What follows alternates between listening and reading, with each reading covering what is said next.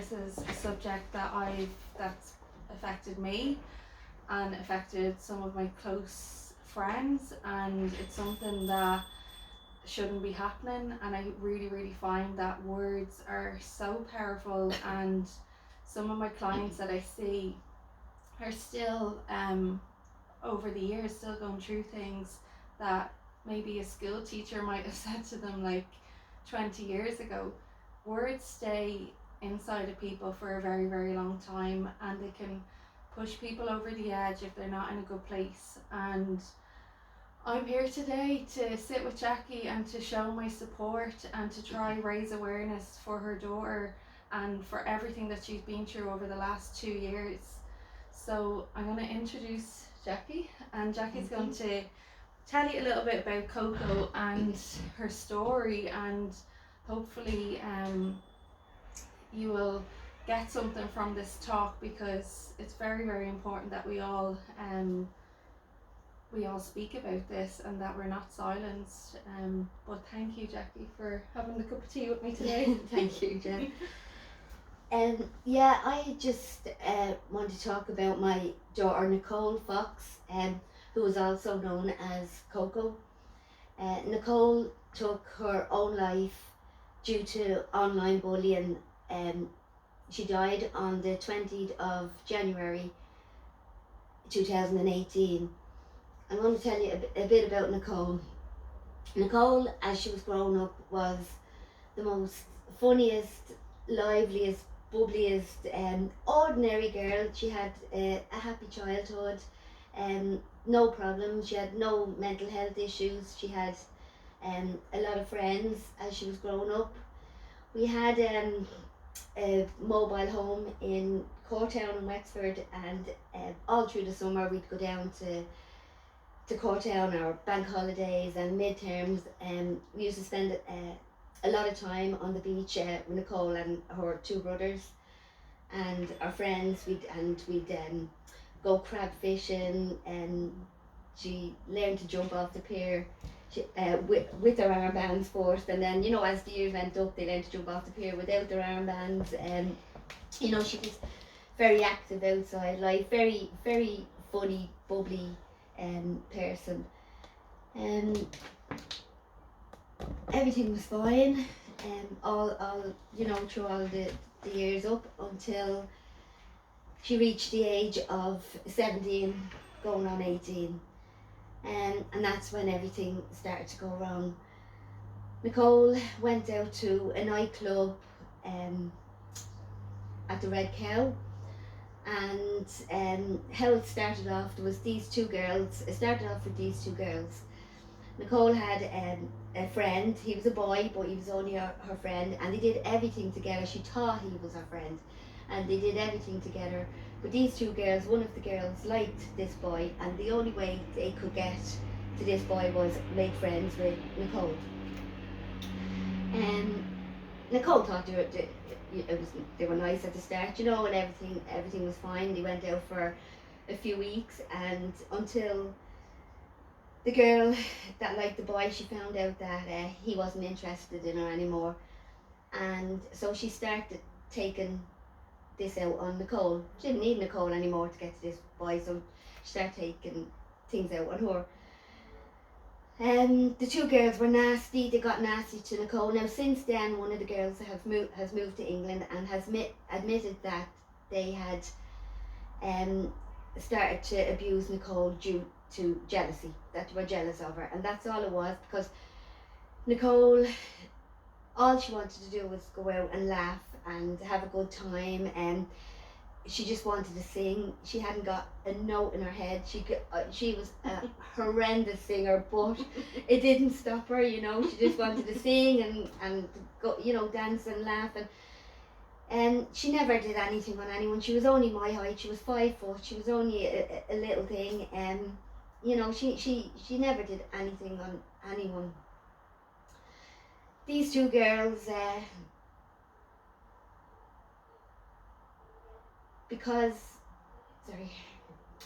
they started to form a bigger group around them to try and bring Nicole down, this bubbly, lively girl. They had, as time went on, they had put cigarette butts out on her skin, on her feet. They had pulled her down a flight of stairs by the hair, from top to bottom by the hair in this nightclub. They, Nicole used to put her drink on the table and they just come over and swipe it off and go, oh, sorry, I didn't mean that. Or Nicole would get up and dance with her friend that she'd go down with, and these people, no matter where Nicole was on the dance floor, these people would come over and stand beside her. And because Nicole was small, these were taller, they used to pretend to dance beside her, but they'd give her an elbow in the face or in the chest, and go, oh, sorry, I didn't mean that, And one time Nicole was coming out of the toilets, and one of the girls pushed her so hard into the corner of the table they dislocated her hip. She was black and blue. And this went on, and it doesn't matter what nightclub she went to. If she went to a different nightclub, they, with Instagram, WhatsApp, Snapchat, people know where you're going, and they would follow her to other nightclubs, no matter where she was. Oh my God. They made up a fake page on Facebook called Saoirse, and they said that they were going to beat Nicole up so badly that they were going to leave her on life support machine. This was going on. Nicole would only go out once a week, and I used to beg her, just don't go out, just stay in and don't go out. And she'd go, but ma'am, like why shouldn't I be able to go out? And she was right. Yeah. And she says, no, I'm not going to let these people get to me. So Nicole would go upstairs, and sometimes her friend would be up there with her, or sometimes she'd get ready on her own, and she'd put on her makeup, and then she'd go into the toilet and she'd throw up just out of anxiousness because she was going out. And as I said earlier, Nicole never suffered from anxiety or any mental health issues, nothing like that, but it was creeping up on her, and she'd throw up just before she'd go out, and then she'd come down the stairs and she'd stand at the door and she'd go, ma'am, take a picture of me. And I have a picture here of Nicole, this 2 weeks before she died. This was her happy, smiley, these people aren't going to get to me face. Yeah. And she stood there with a big smile on her face. These kept going and going with the physical abuse, and in 2015 Nicole took an overdose. We spent 4 nights in the hospital. I spent 4 nights in hospital with her, and the doctor said, do you regret what happened, what you did? And Nicole says, yeah, I regret it didn't work. Oh my God. I brought her, when she got out of hospital, she was sent to CAMS straight away, and she cried. She sobbed her heart out in CAMS because of this bullying. And the head fella in CAMS said, it's a stage you're going through, it's just a phase, it's all part of life, basically you'll get over it. So I brought her home, and it kept continuing, but then Nicole, because they thought they weren't getting to her because she'd still go out with a smile on her face, she'd still go out and laugh, she'd still go out and dance. So the only way they could get her was online. They said horrible, nasty things online. They had said, go die, go hang yourself, slit your wrist, everyone hates you, no one wants you, you're better off dead. And constantly, from this bubbly, happy girl, when you're told that so many times, it does get into your head. Nicole used to stay in then, and she was rejected. She was, everyone else would be going out, and she couldn't go out because of all this abuse, because it was making her feel the way it was making her feel. She used to cry every night going to bed with loneliness and with all the stuff that was going on in her head. I used to lie in the bed beside her and cry with her.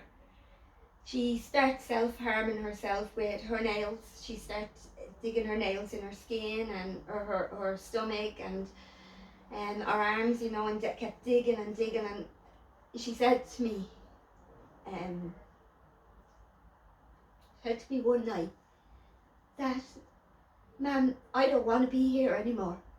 And the only reason why I'm here is because, and the only reason why I can't kill myself is because, Mum, I don't want to leave you heartbroken. And she knew how much it would leave me heartbroken. But the pain, she just couldn't take the pain. On the 18th of January, I left the house at 3:20, and I brought my son to work, and I went on around to collect my other son from school. And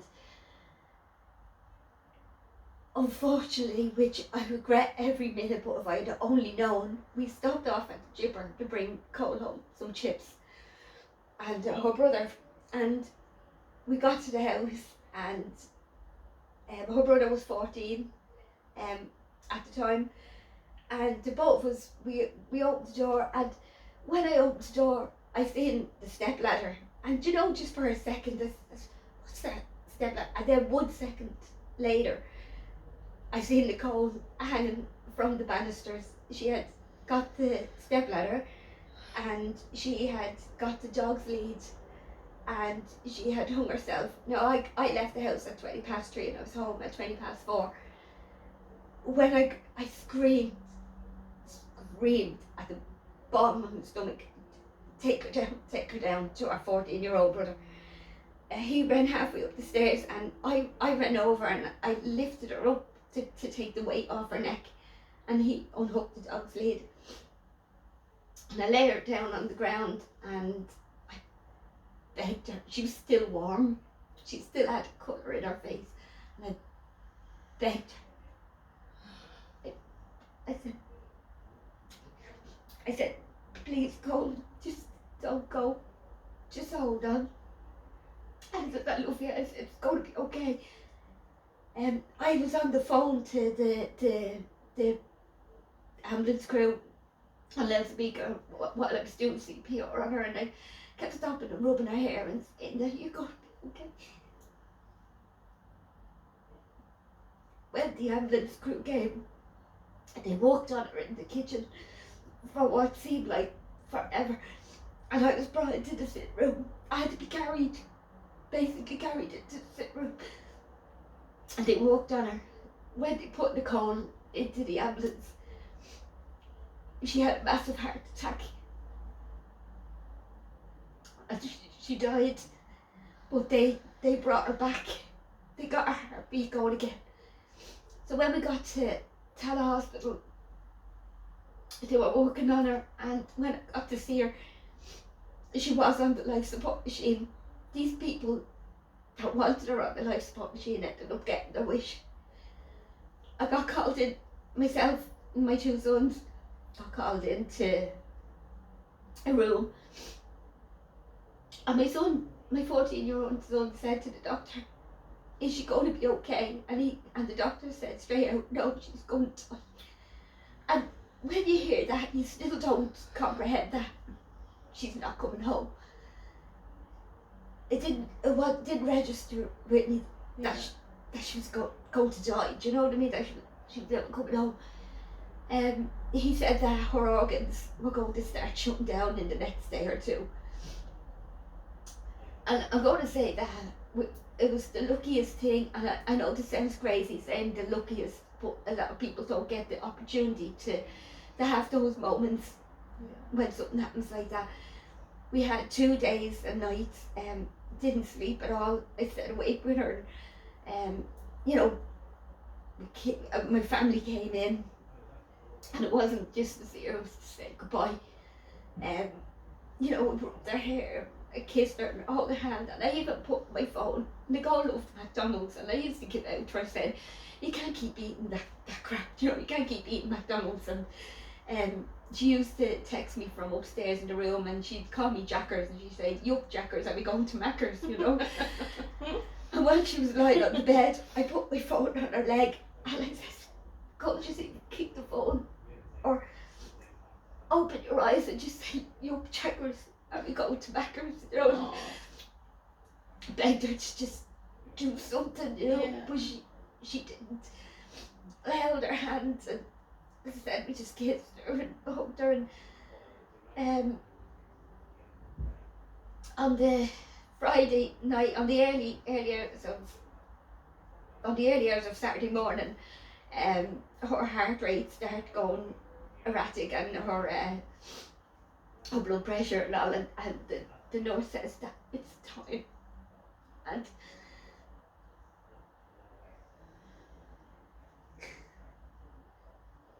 I said to her, I knew she only had minutes. I said to her a few minutes before she died, I said, just let go, Cole, because no one can ever hurt you again. They can't touch you, they'll never be able to hurt you. And I said, just let go, and I said, I love you, Coco Pops. Because every night before this happened, Nicole would sit in my bed and we'd talk, and then she'd always say, night, Mum, I love you. Night, I always say, night, Coco Pops, I love you. So, and the hardest thing to know that I'm never going to hear that again. I'm never going to see her smile or hear her laugh. I'd even do anything for her to walk in the door and have a fight with me, do you know what I mean? Like, just anything to hug her, anything. And do you know what annoys me so bad is what gives anyone the right to tear strips off someone, to annihilate someone, to torture someone so badly that they feel that they can't live, that they can't go on another day. You know, what gives anyone the right to do that? To bring someone down so much. When I was told, I went to the guards before Nicole died with this fake page, the fake page search, and said they have threatened her life. And because Nicole was 18, they said she had to make the statement that I couldn't make it for her. And Nicole said, "Ma'am, I can't make a statement because what they're doing to me now, imagine being a rat as well." And then telling everyone, oh, Nicole went to the guard. She said it'd be even, a billion times worse. Yeah. When the guards came back to me after Nicole died, I didn't bury her.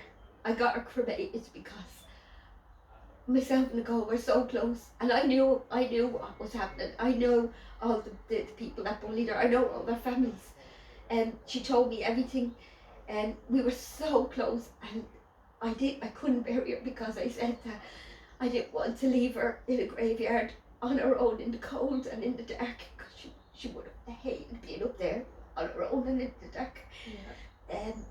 So at the funeral, we booked out the crematorium for an hour and a half, and we made it all about Nicole. And we brought up our earphones because she loved listening to music. She was meant to go to 2 concerts, Macklemore and Sam Smith. We brought up the concert tickets that she was never going to go to. My niece brought up 6 chicken nuggets in a box because young jackers are going to Macca's. So the 6 chicken, it was a beautiful send off, but something that I should have never happened to do, because if it was a long place, then it could have saved her. It would have saved her. Yeah. The guards came back to me and said that it's not a criminal offence to annihilate or torture people online, to tell them to hang yourself, to tell them to die, to slit your wrist, drink bleach, everyone hates you. It's not a criminal offence. And I thought, how could that not be right? So after a couple of days, after 2 or 3 days, the main girl that started this bullying, she put up on Facebook, there's always light at the end of the tunnel. If anyone's going through anything, you can always talk to me. And it was her at the restaurant that did this to Nicole. The guards came to me and said that, it wasn't a criminal offence. And a couple of days after,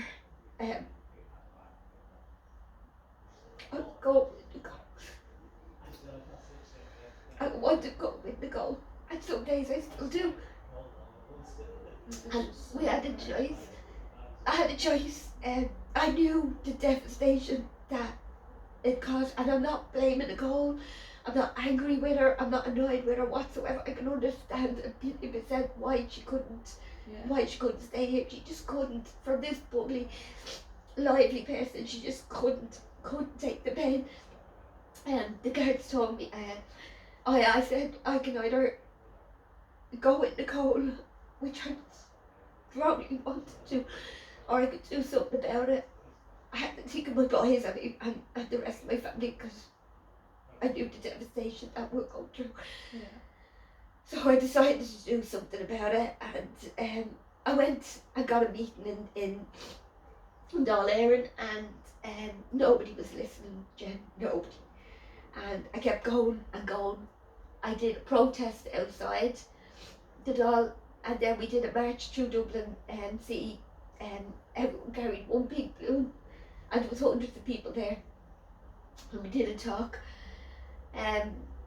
Still nobody was listening, so I had to still keep going, and I had meetings after meetings until one day I had a meeting in the AV room, and a lot of politicians came from different parties. Sometimes you could only get one person, you might get 4 people, you might get 5, but lucky enough there was about 12 of them came that day. And they did take notice, they did listen to me. You know, I still had meetings. It's so slow, a very slow process, and very, very extremely frustrating. I normally do talks about this to highlight Coco's Law as I'm bringing in. It's called, I'm working with Brendan Howlin. It's called the Harassment, Harmful Communication Related Act. That's too long. Who's going to even remember to look up that? So Brendan Howlin agreed to call it Coco's Law because I said this is, I sometimes even though I know I did everything I could, I was powerless. But you kind of felt like I failed her as well because I couldn't keep her here. Yeah. And I said I needed a law to be named after her. Another thing I feel really guilty about is I knew how much Nicole was suffering, and I knew how sad she was, and I knew the day she told me that she didn't want to be here anymore and that she only stayed because she didn't want to leave me heartbroken. And I did everything for her to stay, and sometimes that actually eats me up with guilt because she had a further 2.5 years just because she didn't want to leave me. She had a further 2.5 years of misery, but I loved her so much that I just wanted to keep her. But she was so unhappy. But she only stayed alive for me. Yeah, anyway,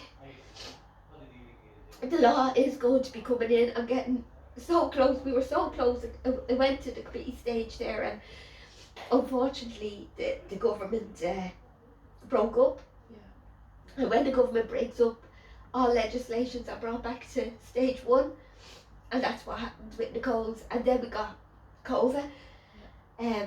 You know, so that was another setback. But lucky enough, because I was already at stage 3, they didn't have to bring it back to stage 1. They could brought us straight back up to the committee stage because they had most of the thing done. Yeah. Now I have a draft of the law and everything is finalised. All the amendments are finalised. Oh my God. On the 16th of September, this Wednesday, at 11 o'clock, we're meeting outside the Dáil, outside Leinster House, and we're going to be doing talks, myself and 2 other mothers, Aisling and Mary, who also lost their daughters through online bullying, and March for Justice. We're going to be there. But I'm going to be handing, we had a petition on the Coco's page, and we have just under 33,000. Yeah, well over 33,000 signatures now. So I'm going to be handing them into Brendan Howlin because I have his law as well. And then the other 2 girls are going to hand it the other two ministers. And I only found out today as well. Then we're meeting at 11. It starts at 11:30, but at 1:30, I got a call from the Minister of Justice. I have to be up in the Department of Justice at 1:30 on Wednesday as well for a meeting with him. Oh. Now, I've been assured by a minister that Coco's Law will definitely be in before Christmas. Oh my God. But now with everything going worse, and a lot of people talking about it now, it's not 100%, but it's going to be in well before Christmas. Oh so my it's happening. It's incredible. It's such an achievement. It's a huge. Jen, it's a bittersweet I know. moment, and I'll tell you why. Obviously the law needs to be brought in. It's going to save so many people. It's people won't be as perilous as I was before there was no law. The guards can do it, the courts do it, but much more people to be backing you up. Yeah. To call it after Nicole, it's a huge legacy. It's her legacy, and it'll always be there. And that's, it's something. But with me, when the law comes out, I still have to go home. And still not.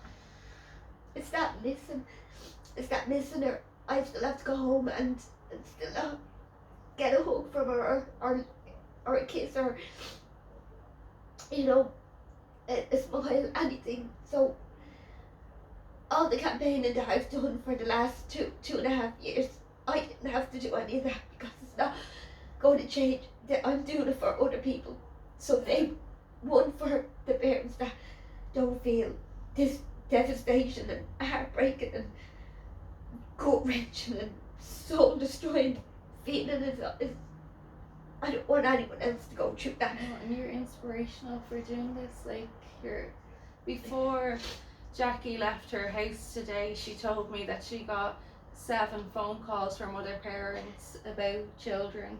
Do you want us to talk a little bit about that? Just as I was leaving to come up to talk to Jen, I got 7 messages from people. Obviously I can't say who or whatever, but there's one of them is a 13-year-old girl that tried to take her own life just 2 weeks ago, due to online bullying. I get so many texts, and people even ring me on Messenger, and there's times I can't even understand them. They're crying that much, begging for help, begging for this law to come in. Yeah. And I always say, and I'm going to be saying it on Wednesday as well, how many more ropes do we have to cut down from our loved ones' throats due to online bullying? And how many more do we have to watch being dragged down a river or a lake due to online bullying? How many stomachs have to be pumped out due to from an overdose due to online bullying? And how many people have to take that last step off a bridge and plunge to their death because they can't, like Nicole, because they cannot see past, they cannot live past another day. Due to these horrible, vile, nasty people. It's unnecessary. It's horrendous that these people can strip someone so much, take everything away from them, to make them feel that they don't want to be here. They don't want to be here again anymore. And the age range of people being bullied online starts from my daughter, who's being trolled online, and she's only 16 weeks old. Like, it's just absolutely disgusting how somebody can troll an innocent child. Children from all different ages being trolled and being called names online. Like, when you write online, it's like writing in pen. You can't come along and get out the rubber and rub it off. It stays on the internet forever. So these people, I want to introduce you to Trevor, and he's going to tell you what happens when when this law comes into place, hopefully before Christmas, he's going to actually speak to any of the trolls who are actually watching here now, because they seem to have an interest in what I'm doing as well. So I'm going to introduce you to Trevor. He's going to sit here and tell you when this law comes in place, what is actually going to happen to all these fake pages and fake profiles that harass innocent people. So I'm just going to bring in Trevor now. Jackie. And can I just say, can I just say it there as well? I have a page on Facebook called Let's Bring in Coco's Law.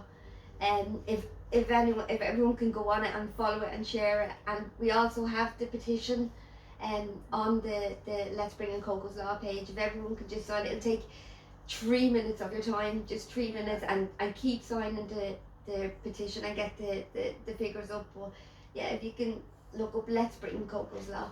Yeah, thank you.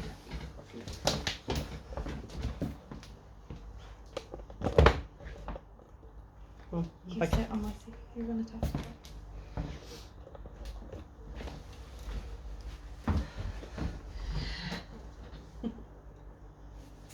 She's so strong, isn't she? Guys, you've heard the story there of Jackie, and this is something that no mother should ever have to go through. Unfortunately, it's happening, and it's happening a hell of a lot. There's been a number of kids took their lives just in the last 2 weeks due to bullying again, and online bullying, and bullying at parties, and bullying in total. It needs to stop. We need this law to come in. We need bullies prosecuted, and we are 99.9% sure now that this law will be passed and that bullies will be prosecuted. And it's about time, to be honest with you, because no mother should have to go through what Jackie has gone through. We're going into Leinster House on Wednesday, and on the 16th, so Wednesday coming at 11 o'clock. And we ask you to come in and support the mothers and listen to their stories and listen to what's actually going on in this country. I think it's mad that they can shut down the whole country for COVID-19, for people being sick, and yet you've got these kids all taking their lives left, right and centre, and there's nothing being done about it. The main thing that's happening here, we do a soup run at night, and we do be talking to people out at the soup run, and they're suffering from mental health issues and problems as well. And they were telling us that when they have these thoughts, and when they have nowhere to go, nowhere to turn to, that they're looking for help, and there's nothing out there. The mental health service in Ireland it's absolutely shocking. It really is. Like, when these kids have these thoughts, there's no one there for them to speak to, and that's wrong. Like, we live in a country, a very, very wealthy country, and we should have these places for our kids to go and talk. As I said, guys, everyone needs to get behind this. Everyone needs to watch what's going on. Bullying is never okay. Never. You should check your kids' internet. Make sure they're not bullying people. Make sure that they're not being bullied also, because a lot of kids that we bullied would actually keep it inside and bottled up until it's too much for them. So always keep an eye on your kids' social media as well. Over the last couple of weeks, we've been talking to different people, different bloggers, even a lot of bloggers, a lot of grown men and women, and the stories that they're telling us about themselves being bullied. Well, the good news is very, very shortly we will catch these people, and they will be prosecuted, and you will see pages coming up where people will be named and shamed for what they're actually doing, because it's not going to be acceptable anymore. A lot of people think that no one can find them. It's actually quite easy to actually find people that's online, that's calling people names, that's bullying people online. It's very easy. People don't realise how easy it is, but actually it's very easy.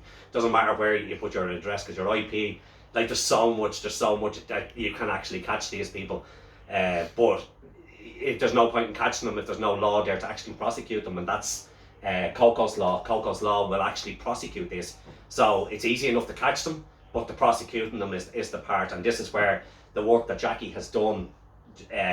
Jackie has travelled north, south, east, and west of Ireland. You really have. You've been everywhere. She's been in schools, colleges. She has been absolutely everywhere, telling Nicole's story and asking the kids that's in these colleges and schools and workplaces, just do not bully people because this is the outcome. This is the reality of what actually happens. Hats off to Jackie. She's an amazing woman. She really is. She's out there all the time. As she once said to me, I said to her, I says, it's amazing work you do. And she once said to me, she says, I know, she said, but it'll never bring my Nicole back. And that's the hard reality of what's actually going on out there. It won't ever bring back her Nicole, but what she's doing this to make sure that you out there will never have to suffer like Jackie suffers, and she suffers every minute of every day because her daughter is not here with her anymore. That if you let that sink in for a few minutes, that's horrible. 21 years of age, like, what we're saying, please keep an eye on your kids. If you see someone bullying, report them straight away. Take their devices off them. Don't let them do that, because the reality of what happens at the end of this, it's not nice. It's really not nice. You just, it's wrong in every way possible. So please God, Jackie, on Wednesday, the law will be brought in and people will be prosecuted and they will be done, and with a bit of luck, the bullies that bullied Nicole will be named and shamed as well, and we'll come after them as well, because that's where this is all going to. We will never stop. We will never ever stop. We will keep going. We will keep highlighting this all over the country, and we will get the bullies, and we will name and shame them. We will get them out there. As I said, it's easy enough to, everyone knows it's easy enough to get the bullies online. It's easy enough to find these fake accounts and all. It's very simple done. The thing is, when Nicole's law comes in, Coco's law, when that comes in, that's when it'll all hit home, because then we can start prosecuting them. Guys, I've a documentary coming out as well, and it's a very, very raw documentary from start to finish, and every detail of what these people did to Nicole is going to be in the documentary. Every detail of what they did, so everyone will know who they are, and their names will be in the documentary as well. Brilliant. And it's time. It's about time they were named and shamed. Could I just say before we head off, a lot of people hold a lot of stuff in and they don't talk about it, and they don't. It takes 2 minutes, 3 minutes to just sit down with people and just talk to them. That's all. Or even better again, if you just let them talk and you just listen, it means a hell of a lot, because a lot of people don't have anyone to speak to at all. And that's basically all they're looking at. I was just telling Jen there a while ago, we were in the soup run last night, and a fella came up, a grown man came up to the soup run, and we asked him, did he want a cup of coffee and some cakes and stuff, and he says, I don't. He said, I'll tell you what I want. He says, can I just talk to you for a few minutes? I ended up talking to the guy for about 20 minutes. I was talking to him, and very educated man, very, very educated man, and we were talking to him there for about 20 minutes, and we shook hands, and he was heading off, and he says to me, he says, do you know, he says, I haven't spoke to anyone, he says, in over 2 weeks. He says, you're the first person I've spoke to in 2 weeks. And that's the reality of what's happening out there. So guys, it doesn't take much to stop and just talk to someone, or stop and just listen to someone.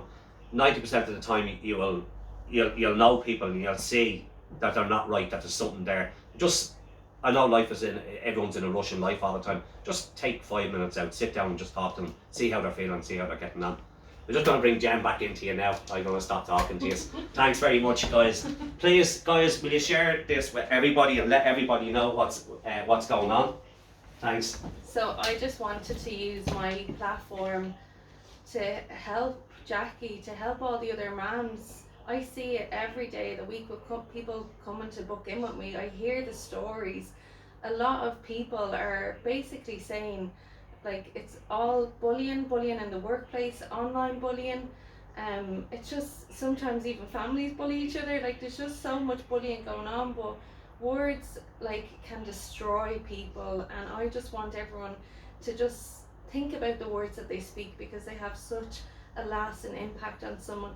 And if someone is not in a good place and they're struggling, it's really, really, it's not one of those things that you can never take your words back. Once they're spoken, it's with that person forever, and you mightn't think that it bothers them, or you might be making a joke of somebody but it will have a lasting impact on that person's life forever. And then worse, like if something happens and you hear that somebody that you've bullied has ended their life, like how would you actually feel if you heard that somebody that you were after bullying took their own life? You would have to live with that forever.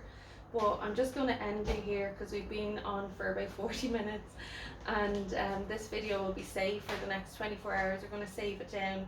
We have a few other cameras taking it as well. And thank you to everyone who's shown love and support and sending really, really nice messages. I'll be sharing them all with Jackie over the next few days. But let's all just stand together, well, 2 meters apart on Wednesday with our